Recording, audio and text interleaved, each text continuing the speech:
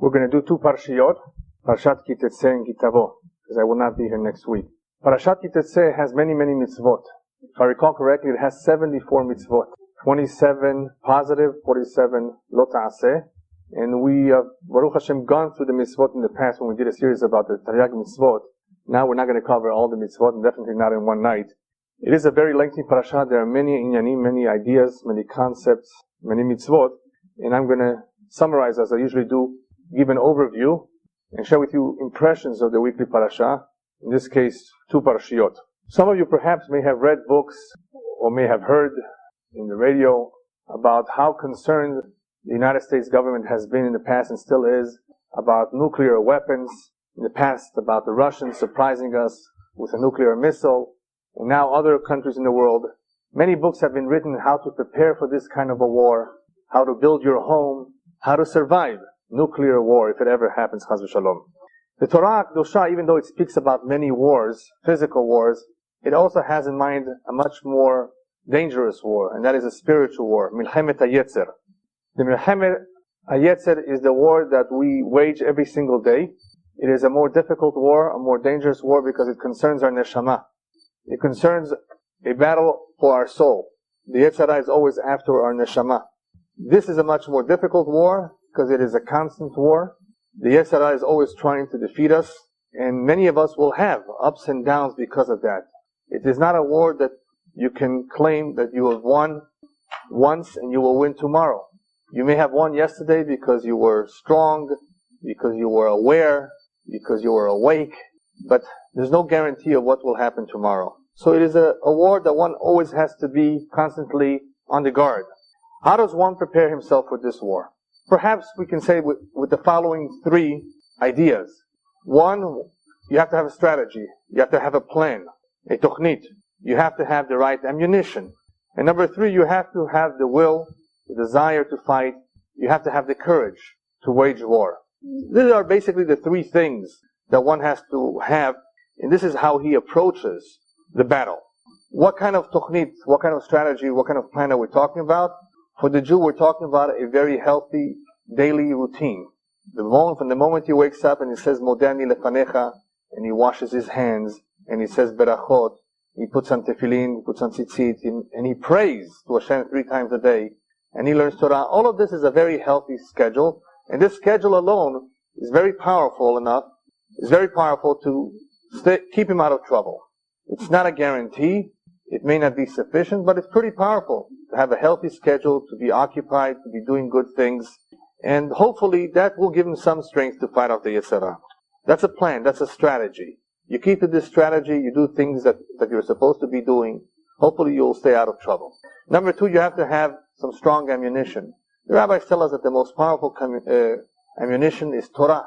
One who regularly sits and learns Torah, the Torah has the power to weaken that Yetzer. It is considered an antidote. It is a very powerful remedy. Very simple.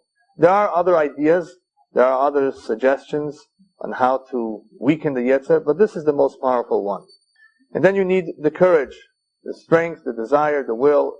The reason for that is because there are many temptations in life, there are many challenges and hardships that people have, depending on what their weakness is, what their Yetzarim are. It may be very difficult indeed. Nobody ever said it was easy. And because it's difficult, one may give up, one may think it's not worth it, it's a losing battle, he may think that. So one needs to be courageous, one has to be convinced that he can win the war, one has to have the desire to fight.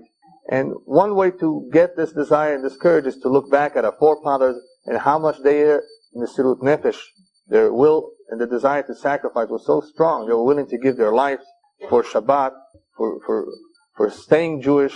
Looking back, we can see how much they fought for themselves and for their children, and perhaps that can help us, that can inspire us in wanting to be just like them, in willing to fight and never give up. Because giving up happens to many people who see that it's not easy. So one has to be courageous. One should perhaps look back at his parents or grandparents and perhaps get inspired from them. All of these are necessary. This is how we approach the battle. But how can we guarantee success? That's another story. You may have the right tools, but will you succeed or not? The Torah Kedusha in Parashat Tetze gives us some instructions. In the very first words of the first pasuk, even though you may translate it literally as going out to war, There's some remazim. As we've spoken in the past, the Torah Kedusha has various layers. You have the Peshat, the Drash, the Remez, the Sod, various layers, various pieces of information that are insinuated in every single letter and every single word. Ki Tetze milchama, instruction number 1 is, if you want to win against the Yetzirah, you want to defeat him, you have to be on the offensive, not on the defensive. Ki Tetze, you initiate the war. Milchemet Sheshet Hayamim, the 6-day war, for those of you who recall, was such a war. We went out on the offensive. We didn't wait for them to attack us. You're much more powerful if you go on the offensive than if you have to defend yourself now. You're unprepared. All of a sudden you're being attacked, like Milchemet Yom Kippurim. Therefore, Milchama of the Yetzer, we initiate, we do things, actively do things that will thwart the plans of the Yetzirah, frustrate his ideas. Tebalbeloto, confuse him. You begin the war. You do things that are known to help in this war, and you initiate them. That's number 1.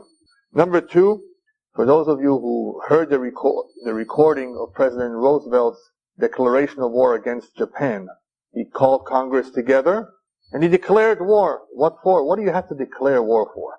Just go to war. Just send the army. Why do you have to go through the formality of calling everybody together in the government, right? And giving a speech and saying, we're going to war.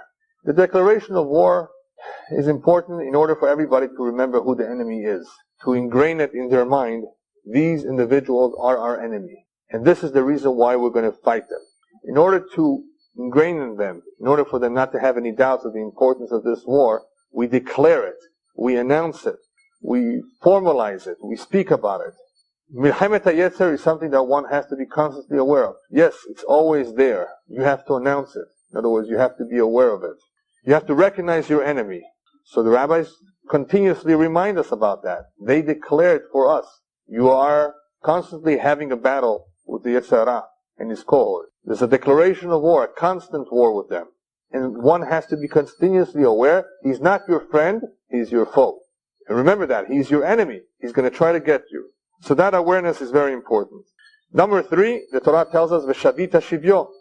You've taken him prisoner, keep him a prisoner. Don't let him go.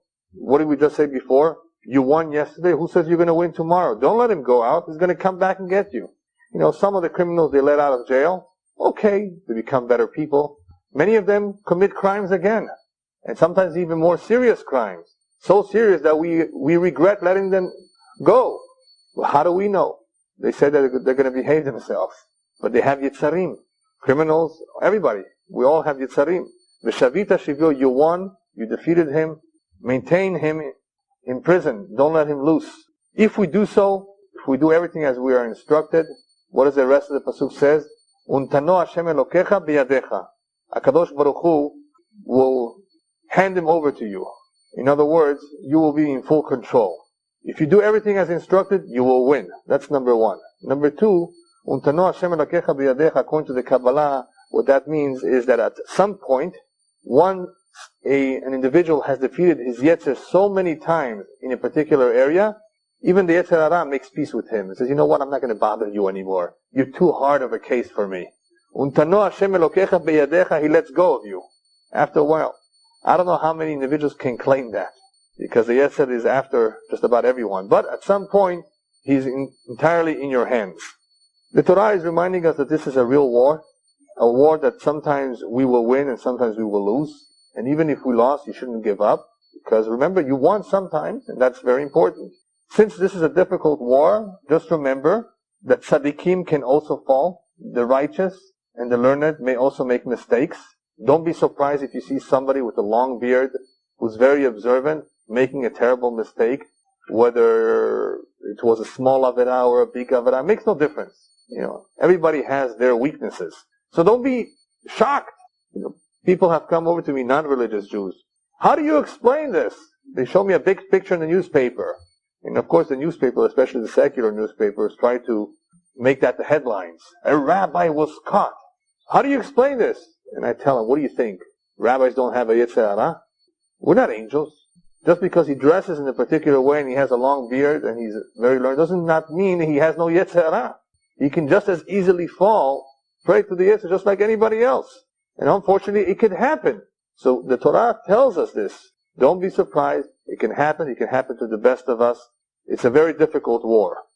However, don't forget that even though it's a difficult war, everybody has been given the potential to fight this war and to win this war. HaKadosh Baruch Hu will not give any individual a challenge which is too difficult for him to cope with. You have been given a challenge, you can deal with it. You have the strength, you have the know-how. Somehow you can win the war if you want to, if you choose to. Hashem has given us the potential. The question is, do we use it? Do we maximize it? Do we have that will to fight? Hashem will give the strength and will give actual assistance to those who really, really want to fight the Yetzer Hara. The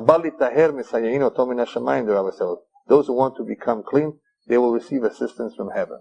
Those who truly pray for assistance will get it. I like to tell the story of the Netziv, a great rabbi who lived about 100 years ago, who as a child had not too much interest in learning. He was not so bright. He didn't do well. And as he was getting older, bar mitzvah age, and becoming a teenager perhaps, I forget at what stage, the teacher had a meeting with his parents. They thought he was sleeping, but he was not. He overheard the whole conversation.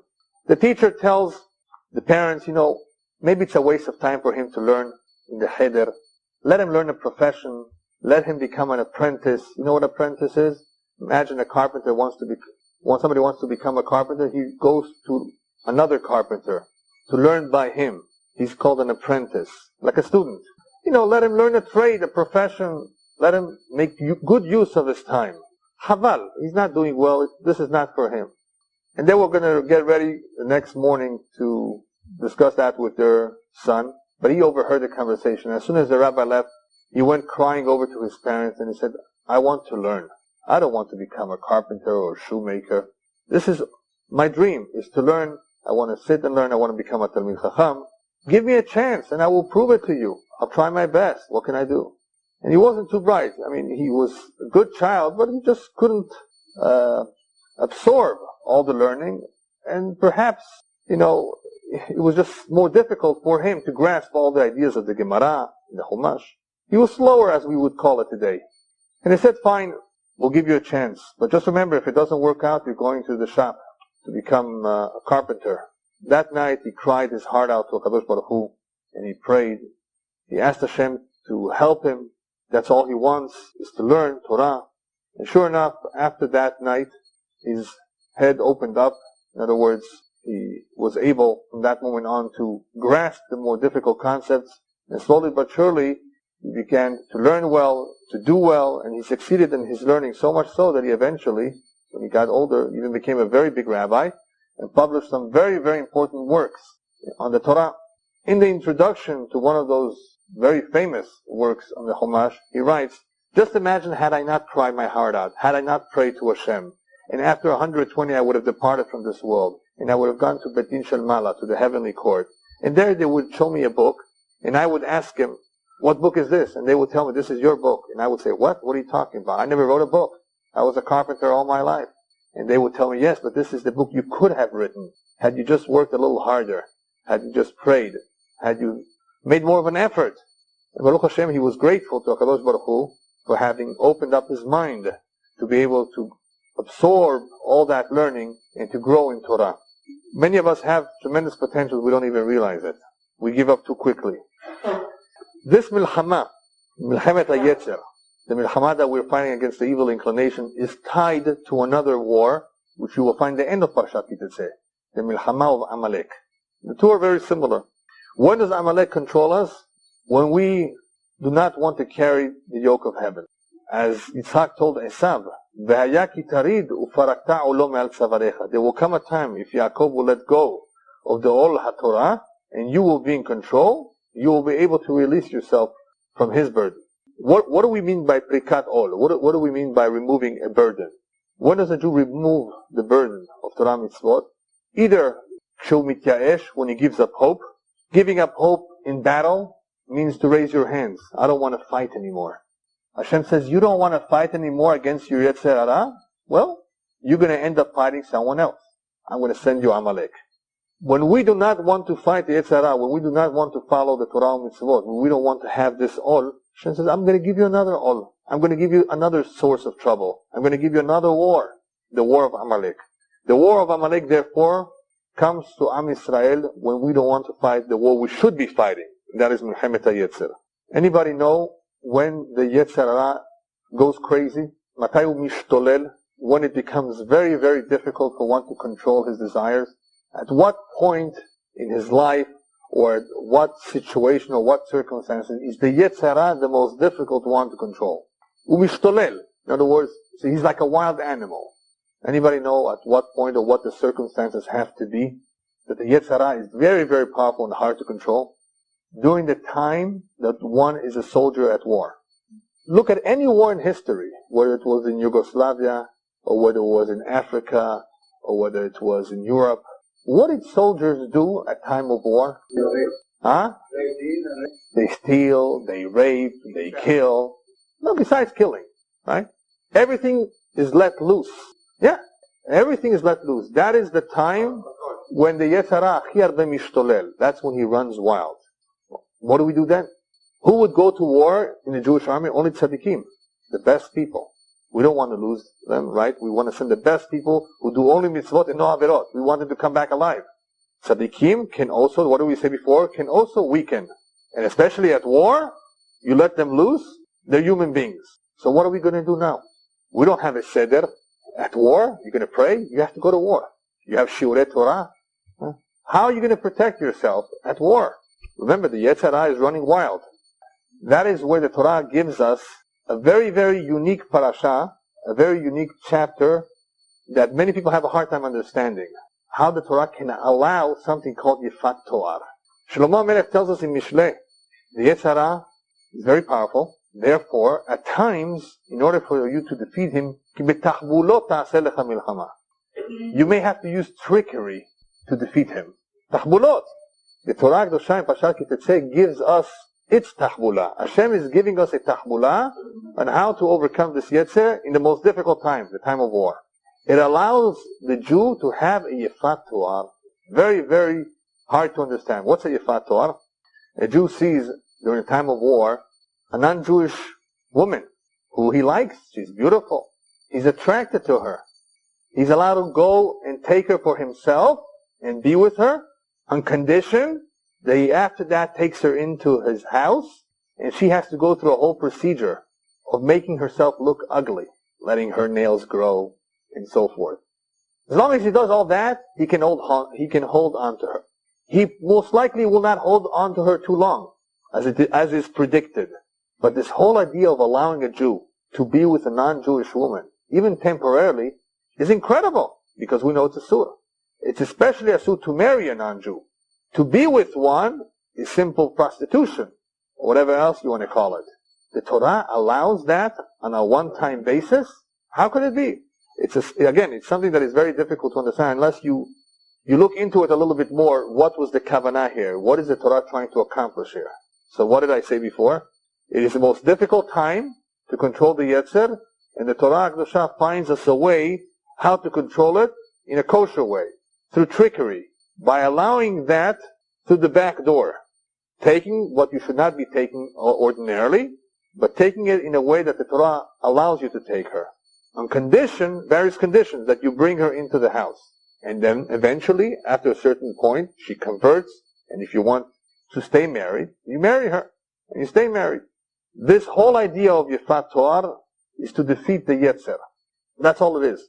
Because if you would not allow something like that, then the righteous people who are going to war may fall be'isur. What do we say before? Again, this is the most difficult time. And you can't say asur, asur, asur, asur. Of course, you could say it, but it's very, very difficult, the Torah knowing human nature, very difficult to hold people back from falling at time of war, from doing something that they shouldn't ordinarily be doing. Torah Kedosha finds a tahbula. This is a real tahbula that's kosher for those who needed it only. It doesn't mean you should do it. It means if you need it, this is the way you do it. The Torah gives us instructions on how to do it, and you have to follow the instructions. You can't just say, okay, it's mutar, and forget about it. No. Bring her into the house, let her go through these procedures where she becomes very ugly. In other words, where she does not become as attractive anymore. Maybe I should read to you just a few of the pesukim. She has to shave her hair. let her nails grow. She should take off her more beautiful decorative clothing that she wore at the time of war. And she should cry and mourn for her parents for a month. Basically, you are told to make her look not too appealing, not too attractive, so you should be able to judge, is this what you really want? All of this to quiet down the Yetzer. The being with her and then undoing her beauty, seeing what she really is, in order to make us understand, wait a minute, what am I doing here? So we have quieted the Yetzer by allowing her to come in to the house, which is Asur, in other words, to be with her intimately. And then we've gone a step further, made her mechu'eret, in other words, made her look ugly, not as attractive. To again, control the Yetzer, bring us back to our senses, and eventually, hopefully, and most likely, get rid of her and send her off. Yeah. However, the Bible facts okay, if a man wants to take her, you said he's allowed, she has to convert. We don't want those kind of converts. Right. Yeah, you're right. It's not ideal because we don't want those converts that it's by force. Right. But it's allowed. It is allowed. So but again, it will not succeed.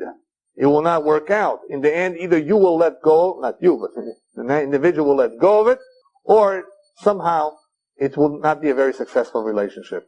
That whole idea was tahvula for the Yetzirah. So we should not do something be'isur. HaTorah hershalanu b'derech muteret, in a way which is mutar, in order to defeat the Yetzirah. Kach et ze b'tnaim ka'ele. Take it as long as you fulfill these conditions. If you do this properly, you will quiet your Yetzer, and it will not be any sur. Okay? Everybody has sometimes can smoke, outside. Right. You can use the No. Even not this one. Sometimes you're...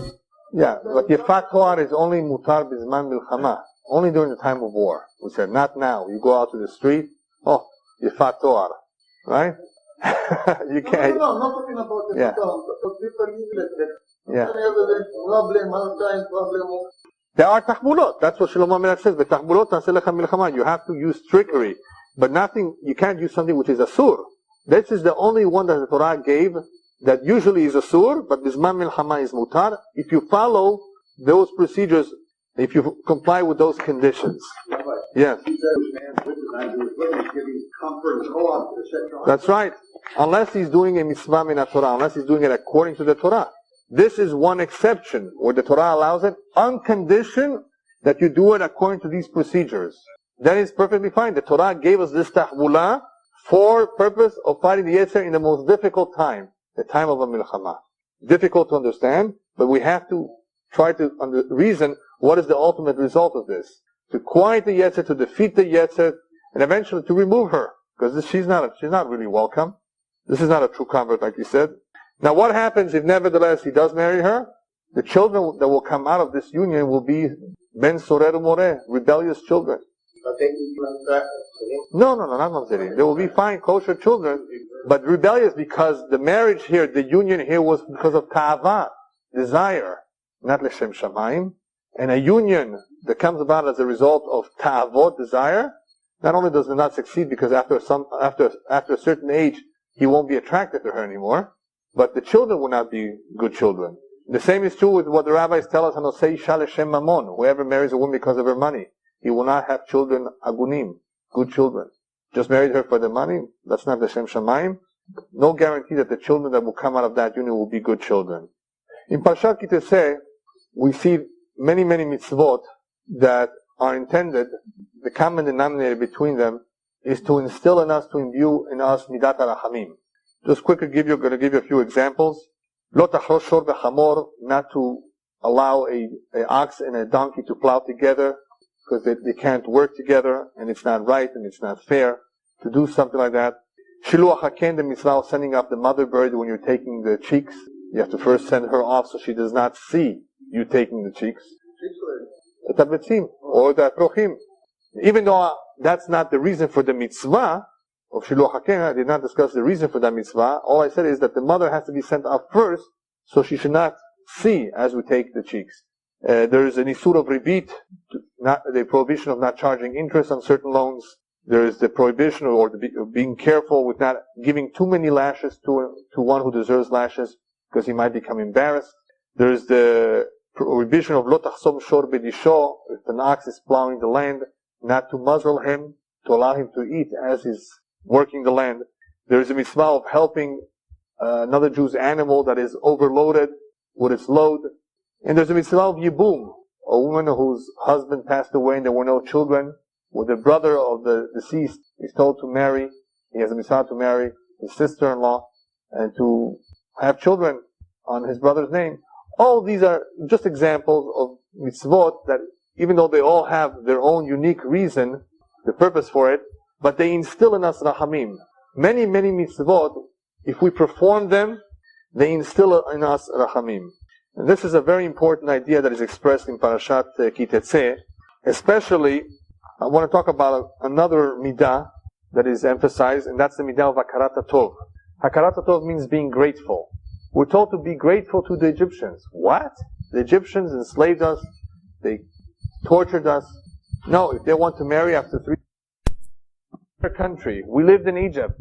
You have to recognize that. You have to acknowledge that. You have to be thankful for that. Hakarat tov. Whereas we're told the males of Ammon and Moab are not welcome into Judaism. Even if they convert after 10 generations, we don't accept them. Why not?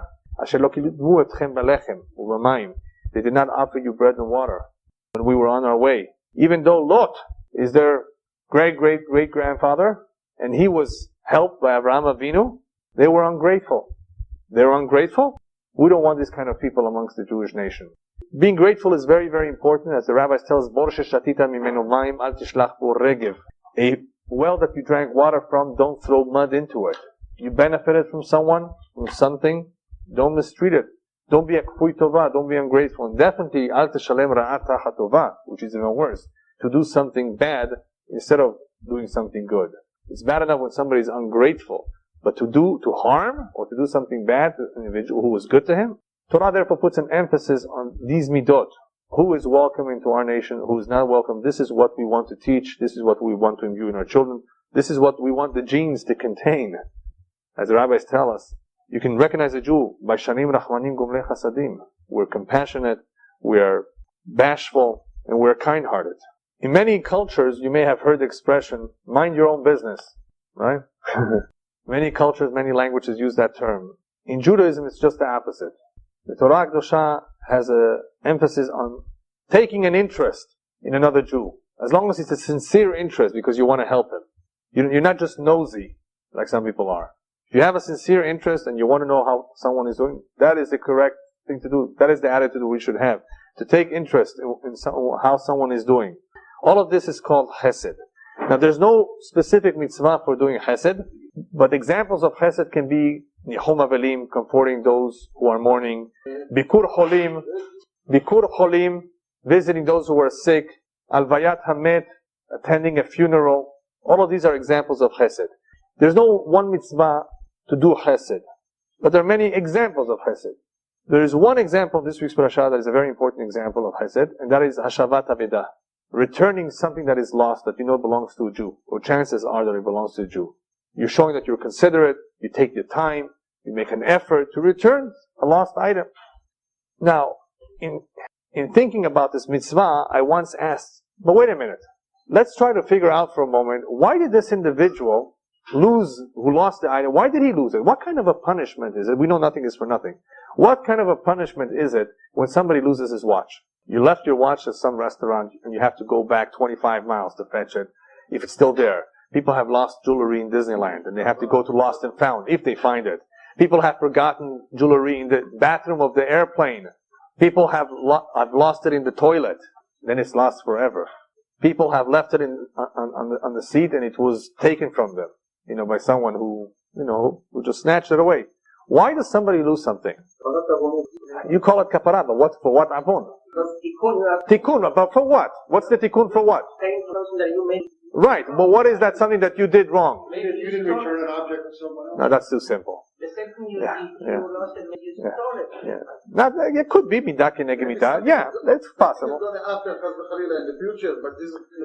The word avedah is composed of 3 letters in the shoresh. Aleph, Bet, Dalet. Each letter in the Aleph, Bet, which I've given a whole lecture about, represents something. But Aleph, Bet, Dalet, are those letters consecutive? What's missing? The letter Gimel is missing.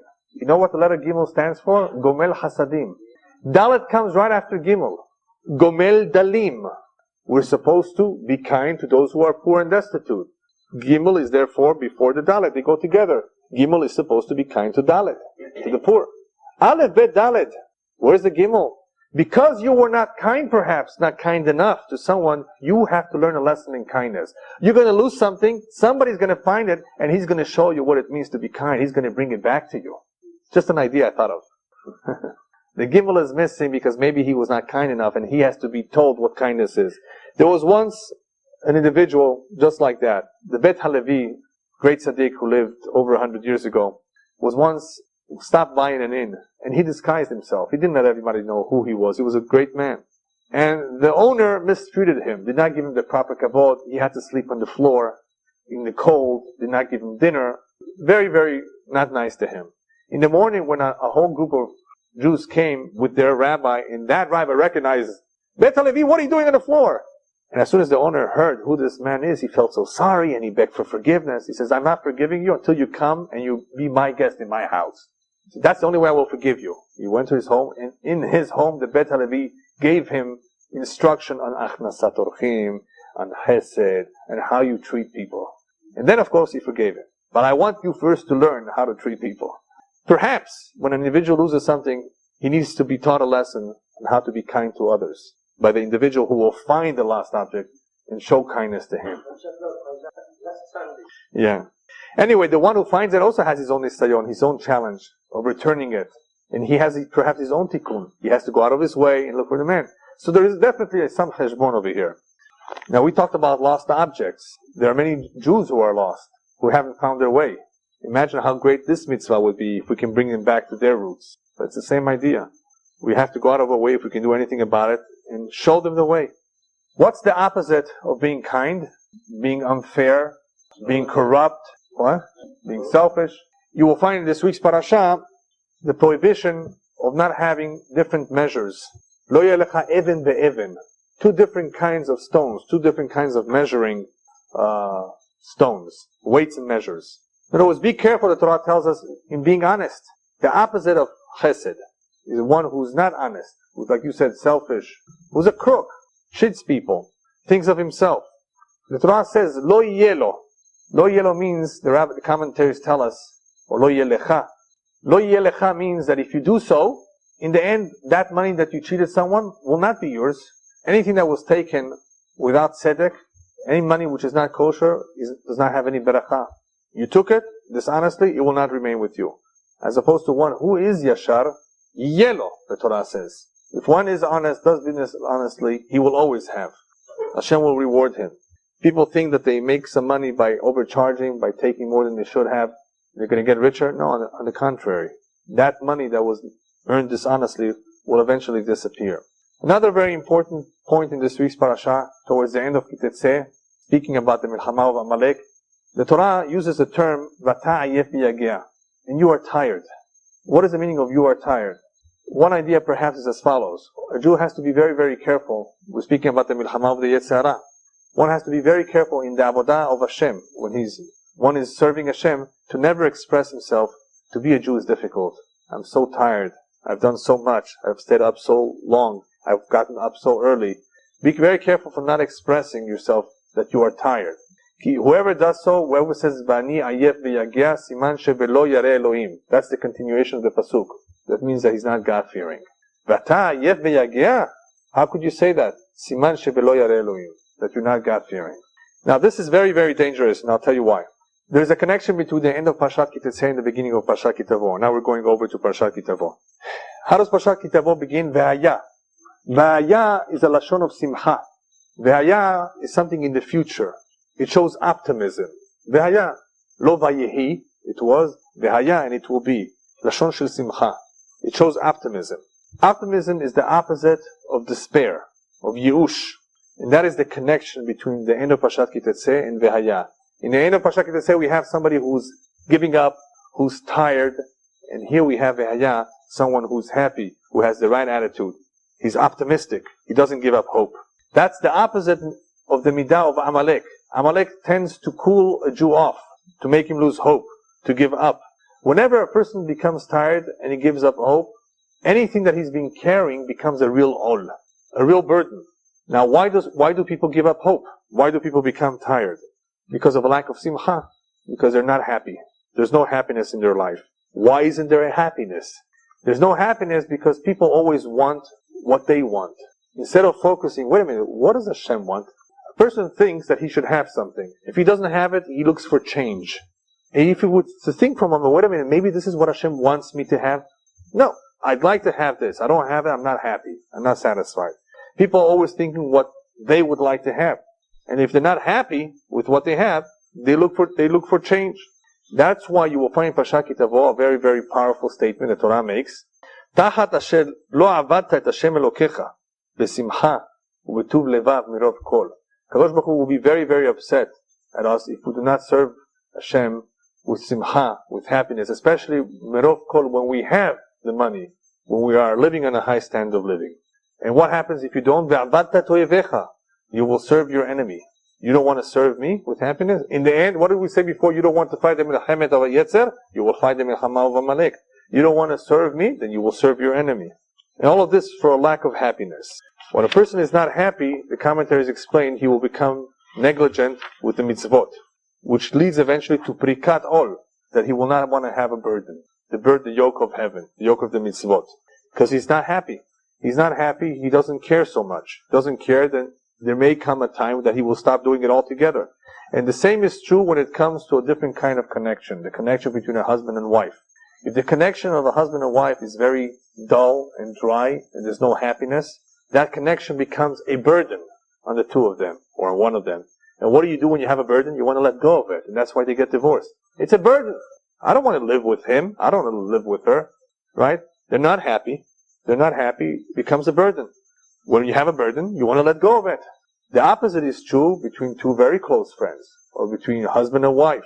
If the connection is very, very good, very, very strong, there are no burdens, there are no difficulties, there are no problems. I'll do anything for you. Did you ever hear that expression? A lot of people say, I'll do anything for you, but they don't really mean it.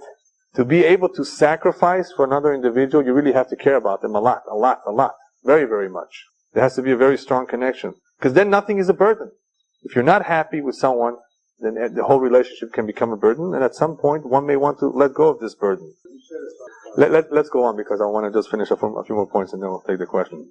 When a person is not happy, he should ask himself, well, wait a minute. I shouldn't think about just myself, what I want, because that's why I'm not happy. What is it that my spouse wants? That should be important too. What is it that Hashem wants? That is ultimately what we should be focusing on. If we only focus on what we want, and we don't have what we want, we won't be too happy. As a result of that, perhaps that is one of the reasons Hashem gave us the mitzvah of tefillin. What is the mitzvah of tefillin for? So the commentators explain the sha'abed et kol hachushim, that we should take all the five senses, the four in the head and the one in the hand, and tie it, connect ourselves only with Hashem. In other words, all our senses we dedicate to the service of Hashem. Dedicate all that we have, all that we do for Hashem. That is the tachlit. Ultimately, that is the purpose of life. That is why we're here for. We're not here for ourselves to have a good time. We need to therefore l'shabed, to take all our senses, and remember that that's the ikar, to take all the senses and devote them to the service of Hashem. Another idea that can perhaps help us in focusing, actually not focusing, but on becoming happier with ourselves, is by making others happy. One who makes others happy, HaKadosh Baruch Hu midah keneged midah, will reward him and will make him happy too. You're not happy? Make others happy. Eventually you will be happy too. Another important idea that is also seen in this week's parasha is a reason why people are not so happy, because they are dividing themselves so much and they have many, many interests. And many of those interests are hevel havalim, nonsense, shtuyot. The Chozeh Melublin calls them motarot.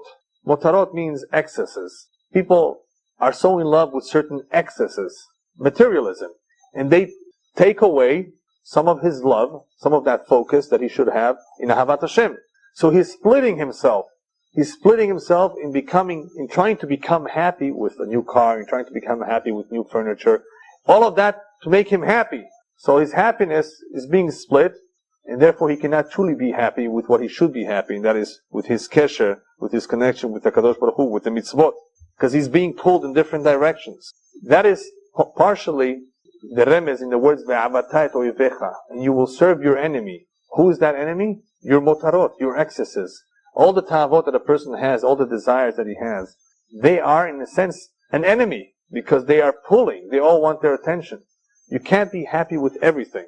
We need to focus our happiness with what's really important. And in order to be able to do that, we have to know what is a priority. In the tefillah, we ask, V'davek libenu b'mitzvotecha. Kadosh Baruch Hu, we want to really be attached to you. We want to be attached to your mitzvot. Question, how do we do that? How do we accomplish that? What's the continuation? V'yached levavenu le'ahava u'lirat shemecha. Make us unite our love and our attention only on you. To love only you. So that we should not want to split ourselves in other directions. If you want to be davek with someone, you have to focus on that individual. You want to be davek in the mitzvot, you have to focus on the mitzvot. What may happen, unfortunately, is because we are turned off many times by all sorts of interests that we have in life, we're turned away from what we should be doing, we forget our tachlit, where we should be focused. Because that can happen, we need to try to understand what it is that we need to do to come back to where we were before. What do I mean by that? It is possible that a person at one time was very excited, and at some point he loses it. So we need to figure out what do we need to do to get back to where we were before. What has happened to somebody who lost his excitement? He has lost, another word for the excitement perhaps is he's lost his sensitivity. He no longer thinks of whatever used to excite him as something important. And that is why he's no longer excited about it. He's lost the sensitivity for it. Let me give you 3 quick examples of things that people may not be so excited about. 1, about their spouse after 35 years. Maybe, it could happen. Number 2, about Eretz Israel. They don't care about visiting. They have no interest. They've lost their excitement about Eretz Israel. Chaz v'shalom. And number 3, the mitzvot. People may not do it. And once upon a time they used to do it. So how do we get that excitement back? First of all, we have to consider it a priority. Eretz Israel is a priority to Am Israel.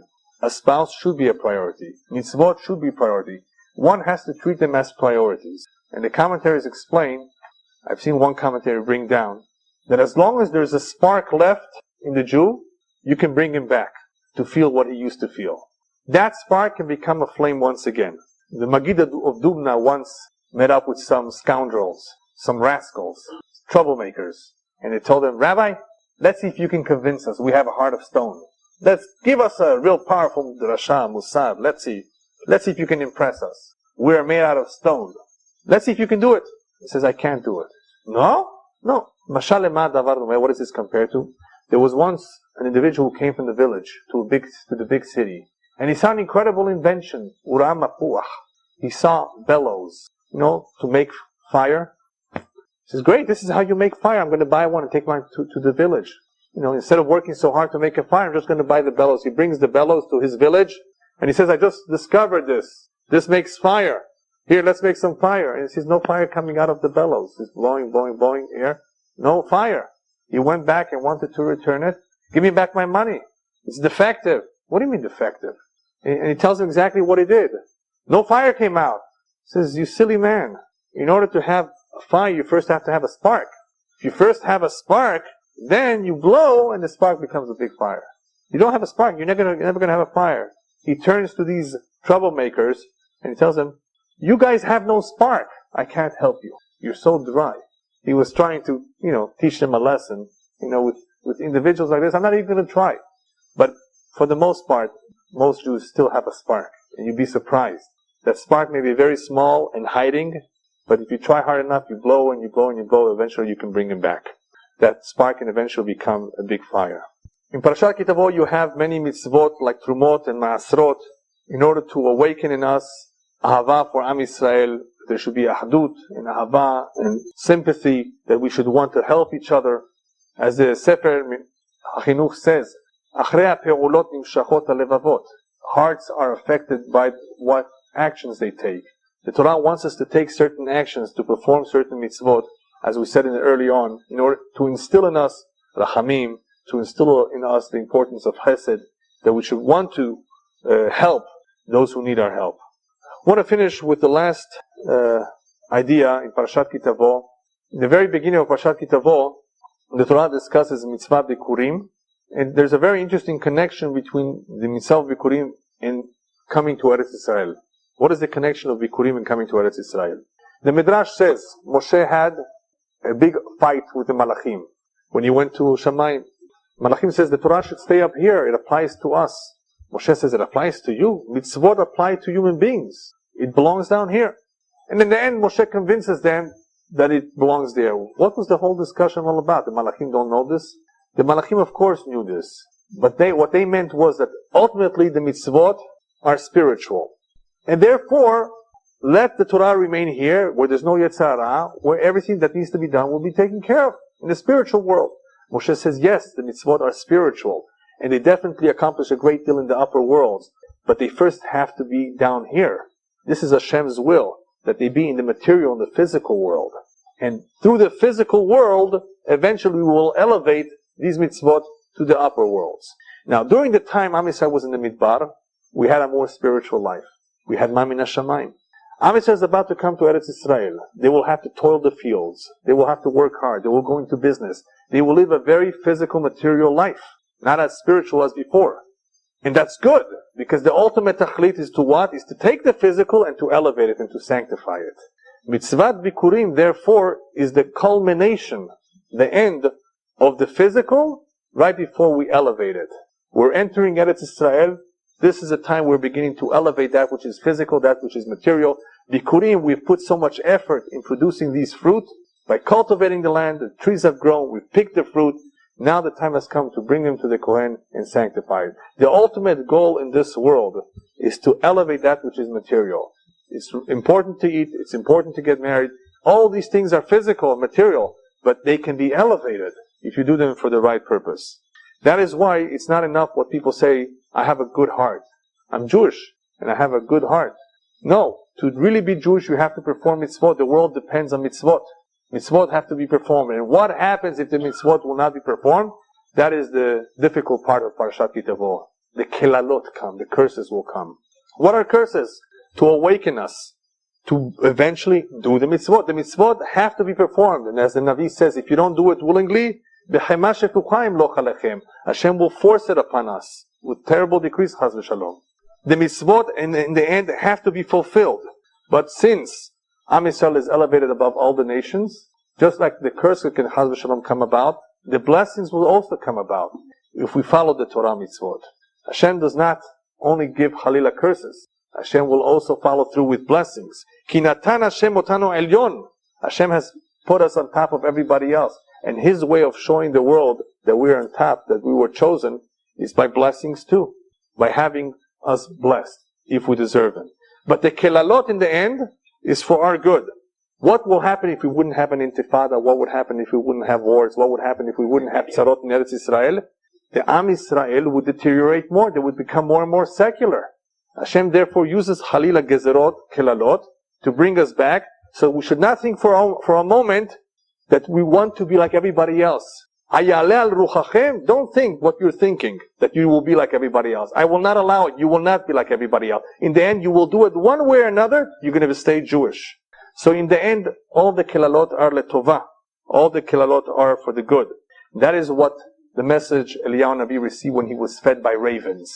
Ravens went to feed Eliyahu Navi in the cave. Ravens? The raven is a cruel bird. Hashem is saying, yes. All the kelalot, don't think of them as being cruel. The ravens are feeding you. The kelalot, therefore, are rachamim, are in reality all mercy. They're all letova. Therefore, Eliyahu Navi, don't be so makpid al Am Yisrael. Have pity on them too.